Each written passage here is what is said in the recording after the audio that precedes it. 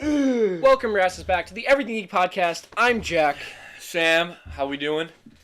It's been a week, but we survived, and we still got a show for you today. As we said last time, we're just gonna be talking about the stuff that we have been watching, no big topics or anything. But me and you have been, trying to find, I think what I might call it on the show is Sam's pick, Jack's pick, and we can maybe talk about it a little bit and stuff like that. So yeah, we have a few things to review. This is my second show back, so I got the call back from my brother. I'm good enough, so here I am, and I'm pumped, and I'm ready to get it going. Yeah.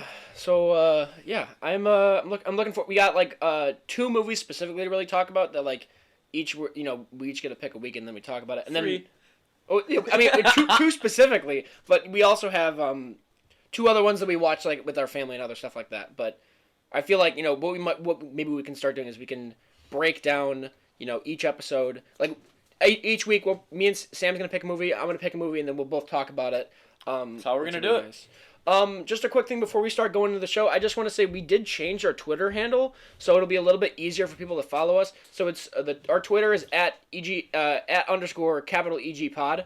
And so that way, because I've been doing a lot of stuff on our Twitter, I've been talking about what comics I've been reading, and I've been running polls on what movies I should watch. I don't always follow them, but you will have some sort of influence if you follow me on there. For sure. And go on the poll and stuff like that. So yeah, definitely do that. Also, if you have any questions or anything that you want us to cover on here on these mini episodes, you can do our Gmail at theeverythinggeekpod@gmail.com. I'm gonna would be smart for me to put it in the description. So while I do that, do you want to talk to them about anything that you've been watching or reading, whatever? I mean, I think the big one that sticks out to me this week that he recommended for me that kind of fits my movie taste is Uncut Gems, which is something that he saw a long time ago. Adam Sandler came back to life, I think, in that movie. I think so, and, too. And my favorite KG, the Big Ticket, Kevin Garnett was in it. Huge basketball fan, so he was in it, so that definitely caught my eye. And it's supposed to be filmed like a couple years back, right? Yeah, I think it's supposed to take place in like 2012 or something like that. Yeah, I know Kevin Garnett was turning 36 in the movie. So, yeah, like I said, just a completely different role for Adam Sandler, and just to see him kind of take on the different conflicts that are thrown his way. Yeah. The harder he tries to get out of problems, the more problems he gets in. It's just seeing a character deal with that stress as a viewer and as a watcher, you start to get stressed, and you're rooting for a guy like that who's not even that good of a guy. Yeah, I think that's really cool is that the character that you're watching is a dickhead. He's an asshole, and he's screwing over the other people. But at the end of the day, the movie still makes you root for him, and you feel bad for him, too. One scene that makes me, I don't want to use this word cringe, because I feel like it's overused a lot, but when he sees his daughter after the play, and he's like, "You love me, right?" He's trying to... He's trying to be accepted, yeah, because he knows deep down he's not a good guy. Yeah. He knows deep down, so he needs to get that love from somewhere, and that's why he's trying to do it from his daughter. But everyone in his family knows who he is. It's not that hard to find. I mean, if you're married and you live in a different location, it's a little suspicious. Yeah. And I mean, he does a good... I think everyone in that movie does a really good job. Obviously, he's the standout because he's, the lead performer, but, the wife does a good job. His also girlfriend, I think she does a really good job, acting so fake and, using him. Yeah, it's crazy to see that's Adam Sandler. That was also the guy that was in Big Daddy and Grown Ups. Now he's playing this role, which is just totally out of the map, just different, but you got to give him credit. He did it good. I mean, I'm impressed with how he did, for sure. Yeah, I'm happy with that. That movie's a very stressful movie, for sure. Yeah.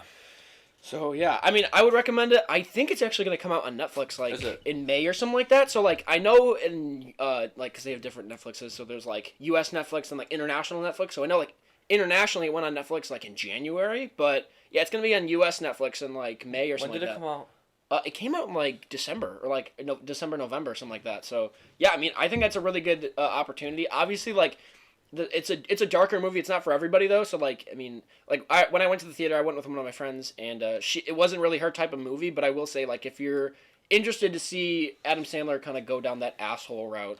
And you said it was written a couple years ago too. Yeah, it was written 10 years ago. And he didn't know about it. And yeah, he told his agent why didn't you let me know? I would have done it. I think it's a really cool story. I was seeing on a cool story. Jimmy Kimmel or something like that, and then these younger kids who have obviously not made a film yet wrote the script for Adam Sandler. Yeah, and then they kept sending it to his manager, and they said no or whatever. But then very weird. They wrote it for Adam Sandler. Yeah, I know, especially since it doesn't feel like him. But you got to get a prop. You got to give him props. I mean, it worked out. It was executed really well. They had a good story to it. He did a good job acting. What's up, Owen? O-Dog! Shout out my boy O-Dog. Respect. Making memes. Anyways, Owen just interrupted the whole thing. Welcome to the stream, Owen.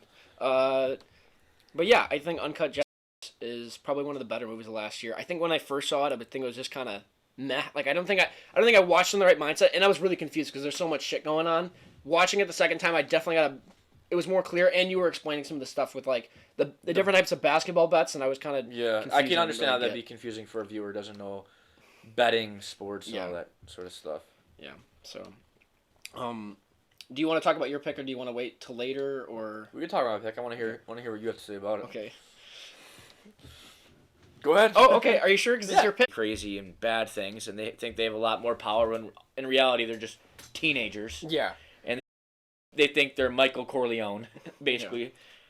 They think they're Al Pacino, which is just like you got to remember who you are. It's not the 70s, like it's modern times, and this is all just a true story. And yeah, after I thought it was a good movie, but Jack, being the movie guy he is, being the critiquer he is, he kind of pointed out different things. I'm like, yeah, I guess it wasn't that great, but I just think it's a really interesting story, and I just couldn't believe it's true. I mean, it's just such like a heartbreaking thing, especially the one scene at the end.